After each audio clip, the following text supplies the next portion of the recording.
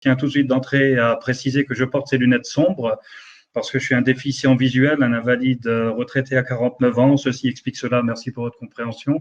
Et depuis l'intercation du 12 décembre 2020, en ce qui concerne le lieu de rencontre Aramis où on s'était présenté, moi, ma mère et mon fils, et on avait fait donc valoir qu'il y avait une non-assistance à personne en danger. Depuis, mes droits m'ont été supprimés au 17 décembre 2020 par la juge des enfants. Donc, et mon fils a été diminué donc de ses droits. Il la voit une fois par mois. Non, vous n'avez pas à être là. Si, non, on peut. C'est de la partie civile, on a le droit d'être présent. De la partie civile, de rien du tout. Si, on a le droit. Là, votre droit de visite, c'est le droit de visite. Non, il y a eu trop d'erreurs, il y a eu trop d'erreurs, il y a eu trop de dérapages. Il y a eu des choses qui n'allaient pas, vous avez fait des choses graves. Il s'est passé des choses graves. Je ne suis pas d'accord. On n'est plus d'accord. Ça commence à bien faire. Ah non. Non. Ne me touchez pas. Et oh. Youna, viens, on va t'acheter les cadeaux de Noël.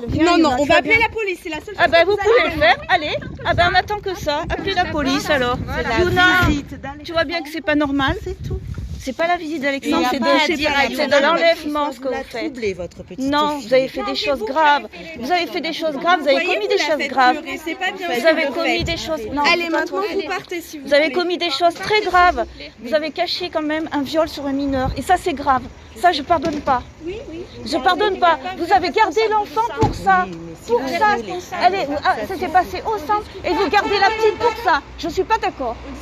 Ce n'est pas normal. Ce n'est pas normal. C'est plus un rendez-vous. Ce n'est pas normal. Moi, la semaine prochaine, j'ai rendez-vous. Vous allez voir. C'était la visite d'Alexandre. Ce n'est pas normal ce que vous faites. C'est pas le lieu. Youna a été violée et vous cachez ce viol. C'est pas normal ce que vous faites. Vous avez, oui. Vous pouvez nous écouter, on prendra rendez-vous avec Monsieur Montagnier. Vous savez, code pénal, article 223.6, non-assistance à personne en danger. Alors, ce serait bien que ceux qui sont encore endormis, qui finalement ça ne les concerne pas pour l'instant, se réveillent en urgence et puis viennent avec solidarité, viennent au rassemblement. Vous déposez plainte pour des choses graves, c'est classé sans suite. Alors, vous n'avez pas forcément le classement sans suite dans la boîte aux lettres. Au bout de 3 mois, c'est considéré comme un classement sans suite. Si vous n'avez pas de réponse, je peux indiquer peut-être à certaines personnes quoi faire après une plainte qui a été classée sans suite, ce qui me semble le meilleur, quoi. Voilà. Il y a des violences graves dans les centres, hein, sur l'enfant. C'est des viols, donc ça c'est déjà criminel. Donc en matière de crime, vous n'avez même pas besoin de passer par un procureur de la République. Vous pouvez vous diriger tout de suite, immédiatement vers un juge d'instruction. Faut le saisir, quoi. Voilà, vous faire une plainte avec constitution partie civile. Moi, j'étais ignorant avant même en tant que flic, je vous dis, c'était le pénal, c'est mon boulot. Mais après tout ce qui est une constitution partie civile, je m'y suis jamais penché, sauf depuis que j'étais moi-même victime. Sandrine a écrit au rectorat pour dire ce qui se passait dans l'école, a récupéré sa fille avec des plaintes pour des abus sexuels, quoi. Et finalement, elle se retrouve dans ce cas de figure ligotée et puis hélico presto, la fille est retrouvée dans un centre. Elle n'a pas le droit de contact avec sa fille depuis le mois de décembre pour la simple raison qu'elle a diffusé des vidéos. Très bien, Sandrine. Elle a quel âge, ta petite, déjà? 6 ans. 6 ans, voilà. Elle est déjà déflorée analement et vaginalement à 6 ans. Et elle continue de subir tous ces viols par des personnes, des adultes, responsables qui se trouvent dans ce centre.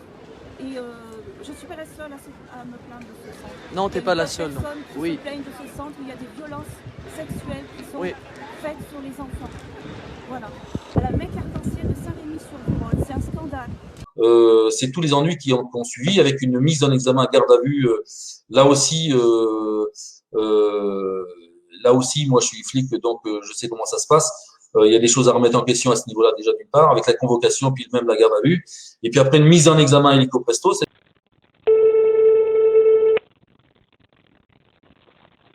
Allô? Oui, bonjour Monsieur Kant.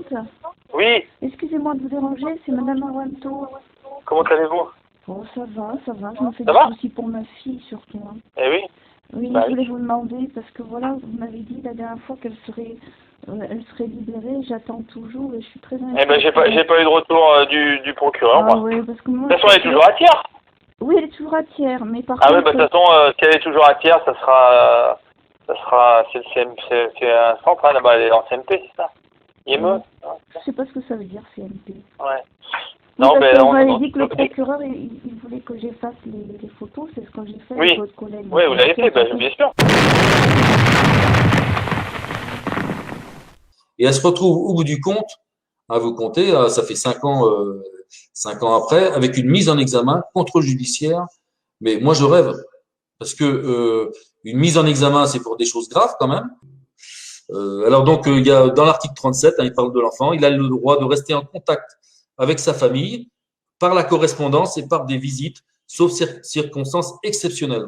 Donc les circonstances exceptionnelles, moi je les cherche encore, je les trouve pas, quoi. J'ai discuté avec les parents de Sandrine, c'est une très bonne maman, etc.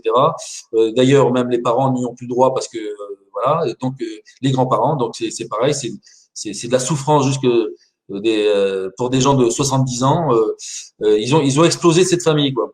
Comme ils le font avec toutes. Vous avez tout compris. Je crois que la conclusion, c'est que on est dans un système complètement, c'est une véritable dictature. Hein, et moi, je suis remonté par rapport à tout ce qui se passe encore actuellement. Là, ils s'amusent avec nous, là, comme on n'est même pas des gamins, on est des bêtes. Là, ils sont en train de nous dire ce qu'on a à faire avec leur foutu masque. Elle en est à son 33e jour de grève de la faim et 4e jour de grève de la soif. C'est dégueulasse. Je trouve que c'est pas humain. Quand on voit que M. Morel, procureur de la République, tribunal de Nîmes, regarde par la fenêtre et n'entend pas les appels lancés par le docteur Labrèze et les autres personnes qui viennent en soutien. Je crois que vous qui rendez la justice, qui êtes payé avec notre pognon, il y en a marre. Je ne trouve pas normal que vous puissiez trouver, vous, Monsieur Morel, vous, le préfet au Grand Béret, ou alors d'autres, de hauts fonctionnaires très grassement et largement payés, puissiez vous regarder tranquillement dans le miroir alors que vous avez des âmes sur la conscience et du sang sur les mains. Je crois que personne ne peut se réjouir en dehors des détraqués qui siègent parfois dans nos tribunaux, c'est une réalité. Je souhaite un très bon courage pour toutes les mamans et les papas qui sont victimes de ces gens-là. Et puis oui, ça n'arrive pas qu'aux autres, c'est une réalité, donc prenez soin de vous, prenez aussi soin de vos enfants, surtout sur les réseaux, parce que des pervers rôdent.